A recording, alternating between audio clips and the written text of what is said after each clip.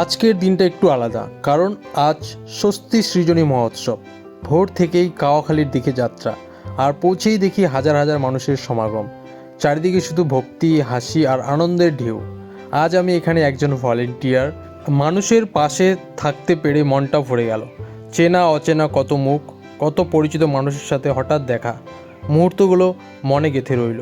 মণ্ডপে ঢুকতেই বুঝলাম এই ভিড় শুধু মানুষের না, এই ভিড় বিশ্বাস আর ভালোবাসার। পশ্চিমবঙ্গের নানা প্রান্ত থেকে মানুষ এসেছে, নাচ গান এবং উল্লাসে ভরপুর এই কাওয়াখালীর মাঠ। আজকের মঞ্চে শুধু আমার বউ না, ওর পুরো গ্রুপটা মিলে অসাধারণ একটা পারফরমেন্স দিল। সবাই মিলে গানটা শুনে সত্যিই মনটা ছুঁয়ে গেল, অসাধারণ। তারপর ছিল প্রসাদ গ্রহণের পালা, তাই আমরা লাইনে দাঁড়িয়েছিলাম, ভক্তি ভরে প্রসাদ গ্রহণ করলাম। যখন সবাই একসাথে প্রার্থনায় মগ্ন, তখন ভিড়ও নীরব হয়ে যায়। হাজার মানুষের কণ্ঠে একসাথে প্রার্থনা, একটাই শক্তি, জয় গুরু।